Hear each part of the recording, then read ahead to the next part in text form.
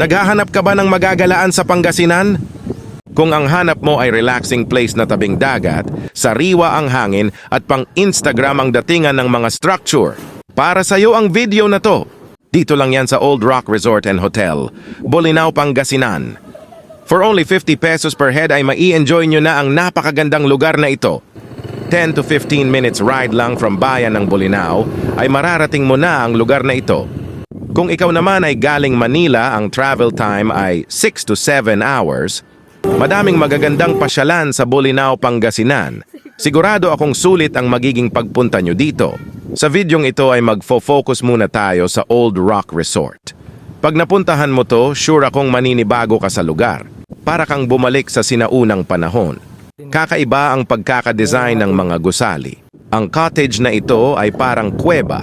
Mushroom naman ang tawag nila sa ganitong uri ng tables. O, di ba? Kakaiba.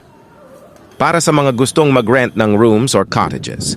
Here's the details, pause and zoom na lang for better view. You can also message them on their Facebook page, Old Rock Resort and Hotel. Napasarap ang aming pagtambay dito at umabot na kami ng hapon. Overall experience here in Old Rock Resort and Hotel is 10 out of 10. Mura na entrance, maganda pa ang place. Pag pupunta kayo dito ay magbaon na kayo ng food o chicha dahil walang bilihan ng pagkain sa loob. Sa mga nagtatanong kung may signal ba dito, yes po, malakas ang signal dito. Abangan ang aming next vlog papuntang Camp Puor.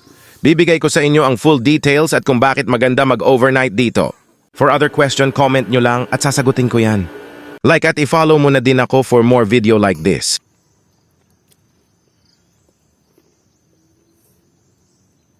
Sa video na to ay ipapakita ko ang way simula Patar Road papasok sa Old Rock Resort and Hotel.